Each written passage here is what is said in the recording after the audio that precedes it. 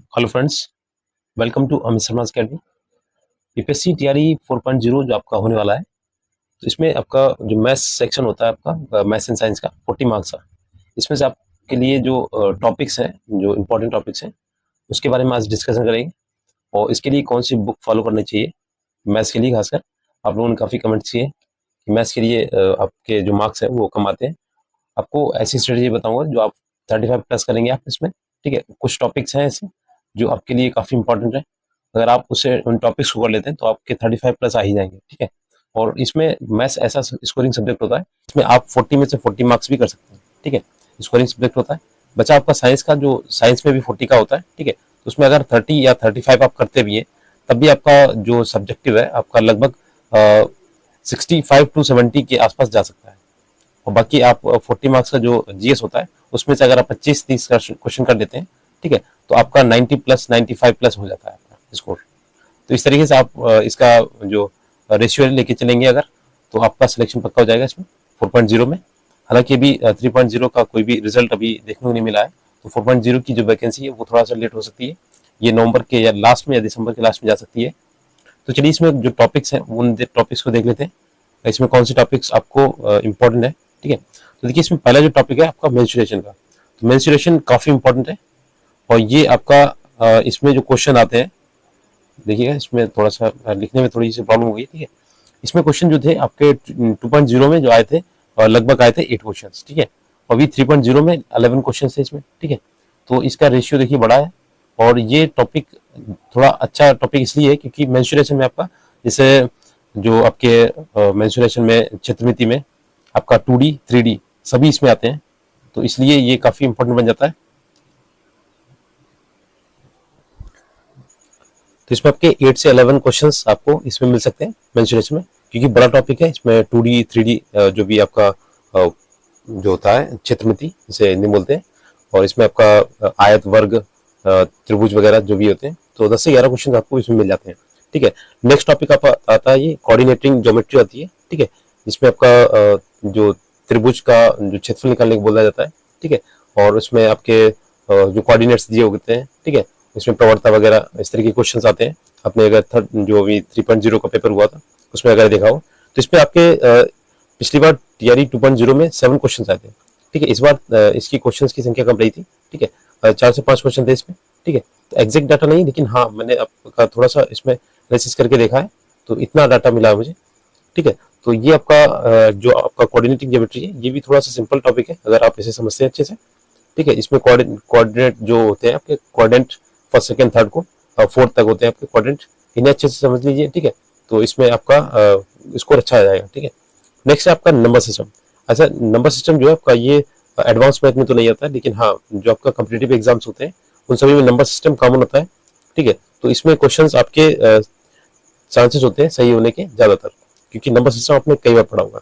Mensuration, coordinating geometry और trigonometry, statics, probability, ये सभी आपके एडवांस मैथ के टॉपिक्स हैं। ठीक है, तो इन्हें अच्छे से पढ़ना है। और आपने ये आपका नंबर सिस्टम हो गया, ये CISI हो गया, ठीक है, एवरेज हो गया, प्रॉफिट लॉस हो गया। तो इस तरीके से जो टॉपिक्स हैं आपने कॉम्पिटिटिव एग्जाम जो होते हैं SSC या अपने बैंकिंग वगैरह किया होगा, तो उसमें आपने अच्छे से इसकी प्रैक्टिस की होगी। अगर नहीं भी की है तो आपके पास अभी भी टाइम है, अच्छे से कर दीजिएगा। नेक्स्ट आपका नंबर सिस्टम में जो मैंने बताया था, ये 5 से 7 क्वेश्चन आपके इसमें आ जाते हैं। ठीक है, तो नंबर सिस्टम में आपके जैसे क्वेश्चन पूछा जाता है इसमें लासा वगैरह, ठीक है, 2 अंकों से कटने वाली संख्या जो भी है, और इसमें आपका ऑप्शन से रखने से जल्दी हो जाता है आपका नंबर सिस्टम, क्योंकि टॉपिक इतना अच्छा है, ऑप्शन से जल्दी हो जाता है। नेक्स्ट आपका ट्रिग्नोमेट्री। ठीक है, ट्रिग्नोमेट्री में आपका देखिए ट्रिग्नोमेट्री के क्वेश्चंस तो आते ही जो साइन थीटा कॉस थीटा के उसमें बेस पर बनते हैं, और आपकी जो आइडेंटिटीज होती हैं, जो सर्व समीकरण होती है हिंदी में, ठीक है, तो उन पे क्वेश्चंस बनते हैं। बाकी ऊंचाई एवं दूरी के क्वेश्चन इसी से बन जाते हैं। तो ट्रिग्नोमेट्री मैंने एक साथ ले लिया है। ठीक है, और इसमें आपका ट्रिग्नोमेट्री में जो थीटा की वैल्यू है उससे आप पुट करके आंसर भी लगा सकते हैं, जो आपके ऑप्शंस दिए होते हैं उससे जल्दी हो जाता है। नेक्स्ट आपका स्टैटिक्स। ठीक है, स्टैटिक्स में आपका देखिए क्वेश्चन जो होते हैं, क्वेश्चन सॉरी इसमें ट्रिग्नोमेट्री में मैंने बताया नहीं, आपका 3 से 5 क्वेश्चन इसमें मिल जाते हैं। ठीक है, 5 से 4 क्वेश्चन आपको इसमें मिल जाएगा आराम से। नेक्स्ट आपका स्टैटिक्स है, इसमें आपका 3 से 4 क्वेश्चन इसमें मिलते हैं। ठीक है, और जो स्टैटिक्स है आपका जैसे मध्य मध्यिका बहुलक हो गया, मीन मीडियन मॉड। ठीक है, तो ये क्वेश्चंस वैसे तो आपके इजी होते हैं। ठीक है, थोड़ा सा कैलकुलेशन कम होती है इसमें, और आपको इसके फार्मूले आने चाहिए। एक मीन मीडियन मोड का एक रिलेशन वाला फार्मूला होता है, उससे क्वेश्चन काफी पूछे जाते हैं, ठीक है। और विचलन वगैरह ये आपका जब पूछा जाता है इसमें जो एफिशिएंसी सॉरी इसमें जो आपका संचय बारंबार तमना की जो आपकी इसका बहुलक वगैरह ज्ञात किए जाते हैं, उस तरीके के क्वेश्चन काफी बनते हैं इसमें। तो ये प्रोबेबिलिटी में आपके जो ये आपका स्टैटिक्स में 3 से 4 हो गए, ठीक है।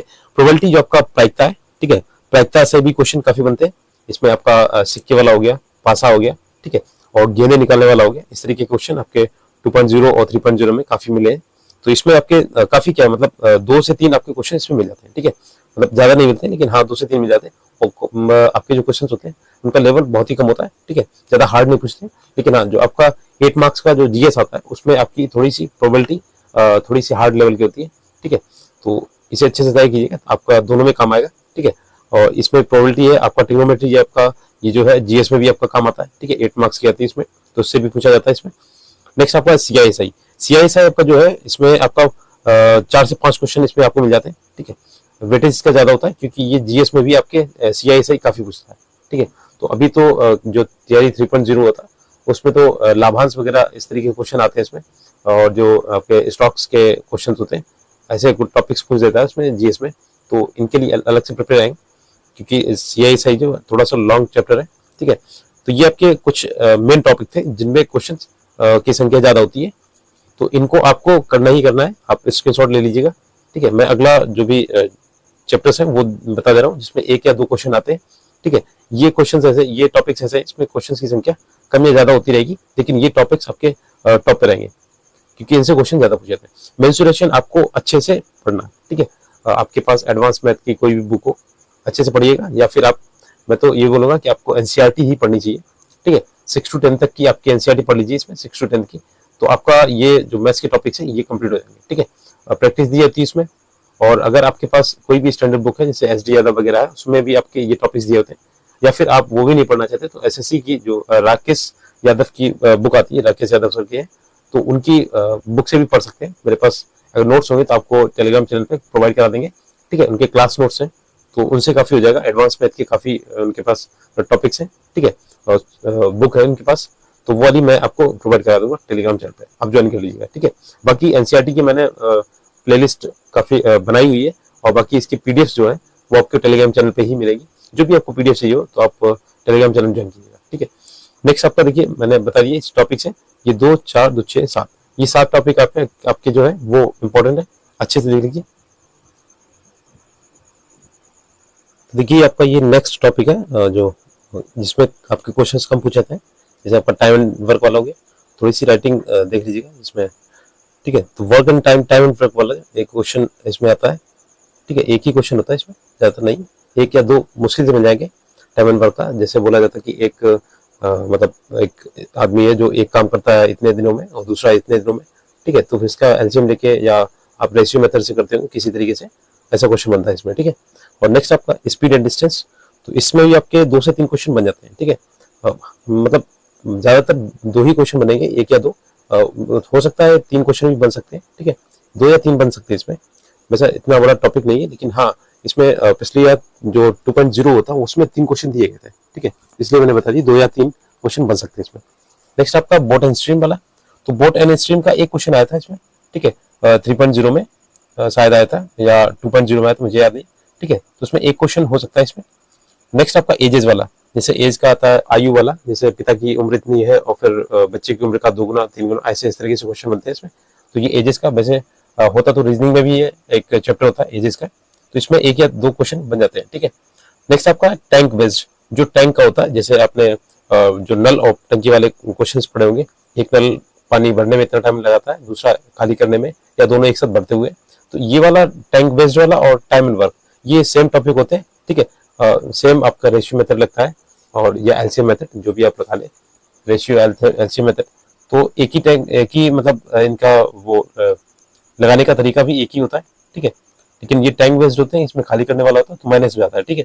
तो इसमें भी आपका एक एक क्वेश्चन आया था, ठीक है। ये 3.0 में आया था, उसमें 2.0 में आया था, ठीक है। एक एक क्वेश्चन आया था, और इसमें हो सकता है आपका 4.0 में फिर से पूछ दिया जाए। नेक्स्ट आपका परसेंटेज है, तो परसेंटेज का ऐसा है कि 2.0 में तो बिल्कुल भी आया था क्वेश्चन भी, लेकिन हाँ इसमें 3.0 में आपका 1-2 क्वेश्चन आए थे, ठीक है, 2 क्वेश्चन आए थे शायद। और प्रॉफिट एंड लॉस का जो लास्ट में प्रॉफिट एंड लॉस का, तो इसमें 1 क्वेश्चन आया था। तो ये आपके टॉपिक्स हैं कुछ जिनमें कम से कम क्वेश्चन पूछे जाते हैं, लेकिन हाँ पढ़ने लायक आपकी ये भी है, क्योंकि 1-2 क्वेश्चन से ही आपका इसमें जो होता है सिलेक्शन होता है इसमें, देखिए। और ये आपके लगभग 10 से क्वेश्चन हो गए इसमें, 8 से 10 क्वेश्चन, तो ये आपके बन गए। तो इस तरीके से मैंने जो आपके पहले टॉपिक बताए वो मोस्ट इंपॉर्टेंट है, आपको छोड़ने नहीं है, बिल्कुल भी छोड़ने ये भी नहीं है। ये आप ऐसे क्वेश्चन, ऐसे टॉपिक्स हैं जो अपने ज्यादातर जो कॉम्पिटिटिव एग्जाम होते हैं उनमें पढ़े होंगे, ठीक है। और जो मैंने पहले बताए थे वो सभी आपके एडवांस मैथ के हैं, ठीक है। तो एडवांस मैथ आपको अच्छे से पढ़नी है, क्योंकि ये आपका बीपीएससी टीआरई जो भी होता है 4.0, तो ये जूनियर में 6 to 8 में क्या होता है कि आपका 6 to 10 तक आपको जो भी सिलेबस में एनसीईआरटी में दिया होता है वो सभी टॉपिक्स को पढ़ना होता है। तो 6 to 10 तक आप 9-10 में अगर देखेंगे तो बुक में आपके ये मेंसुरेशन मिलेगी, आपको प्रोबेबिलिटी मिलेगी, ठीक है। इस तरीके से आपका एडवांस मैथ अच्छे से उसमें मिलता है 9th and 10th की बुक में।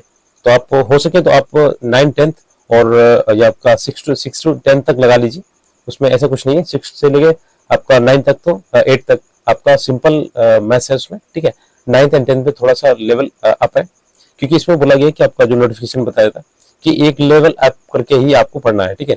6 to 8 का पढ़ाने जा रहे हैं तो आपको बच्चों को उससे लेवल अप, मतलब ज्यादा का लेवल का आपको क्वेश्चन आना चाहिए, ठीक है। तो ये होता है इसमें टॉपिक्स। बाकी इसमें मैथ्स में ऐसा कोई टॉपिक नहीं जो आपका क्लास 12th या आपका ग्रेजुएशन लेवल का हो, तो ये आपके क्वेश्चन होते हैं, ठीक है। तो ये मैंने आपको टॉपिक्स बता दिए, आप लोगों ने पूछा था कमेंट में, इसमें टॉपिक्स जो भी है आप बताइएगा। नेक्स्ट आपका जो टॉपिक आता है जीएस वाला, 8 टॉपिक्स होते हैं, इसमें भी 8 क्वेश्चंस आपके आते हैं। तो इसका मैंने बताया था आपको, जो 8 टॉपिक्स होते हैं, जैसे आपका परसेंटेज आता है, उसमें प्रॉफिट लॉस पूछ देते हैं कभी कभार, हाँ उसमें आपका प्रोबेबिलिटी होता है, और आपका जो कॉम्बिनेशन का, ठीक है। तो उसमें 1-2 क्वेश्चन आपके पक्के होते हैं, ठीक है। परम्यूटेशन कॉम्बिनेशन हिंदी में से क्या उसे आप क्रमचय संचय के नाम से जानते हैं, ठीक है। थोड़ा सा मुझे हिंदी नहीं पता थी, ठीक है। तो परम्यूटेशन कॉम्बिनेशन के 1-2 क्वेश्चन आपके आते हैं, थोड़ा सा लेवल उसका हाई होता है, क्योंकि आपका जो परम्यूटेशन कॉम्बिनेशन है आपका क्लास 10th में तो है नहीं, क्लास 11th या 12th में आता है और ग्रेजुएशन लेवल में आता है। तो ये आपके जो जीएस का सेक्शन होता है 8 मार्क्स के, उसी में मिलेगा, ठीक है। 40 मार्क्स में आपका ये परम्यूटेशन कॉम्बिनेशन नहीं मिलेगा। 8 मार्क्स का जो आता है उसमें आपका 1-2 क्वेश्चन मिल जाते हैं, प्रोबेबिलिटी मिलती है, उसमें आपकी स्टैटिक्स पूछी जाती है। तो ये आपके कुछ टॉपिक्स हैं जीएस के भी, और इसमें मैंने बता दिया आपका परसेंटेज आता है, ठीक है। और आपका एसआई, सीआईएसआई, ठीक है, सीआईएसआई आता है इसका, और आपका मैंने प्रॉफिट एंड लॉस बता दिया। तो 8 टॉपिक्स में, टॉपिक्स 8 के 8 अलग होते हैं, ठीक है। कभी कभार ऐसा होता है कि 1-2 क्वेश्चन सेम डाल दिए जाते हैं एक ही टॉपिक से, तो उन्हें भी अच्छे से तय करना है आपको जीएस का। बाकी इसके लिए मैंने आपका सोर्स बता दिया, आपका एनसीईआरटी मस्ट है। एनसीईआरटी कोई भी सब्जेक्ट हो, आपको एनसीईआरटी पढ़ना ही पड़ेगा, ठीक है। अगर आपके पास एनसीईआरटी ना हो तो आपके पास कोई भी स्टैंडर्ड बुक हो, बिहार की हो, तो उससे पढ़ लीजिए 9th-10th का।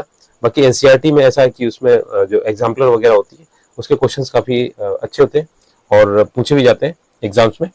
तो आप हो सके तो जितना भी हो सके आप एनसीईआरटी पढ़िएगा, और एनसीईआरटी में जो एमसीक्यूज ये होते हैं उससे पीवाईक्यू लगाना इम्पोर्टेंट है बुक पढ़ने के बाद में भी, ठीक है।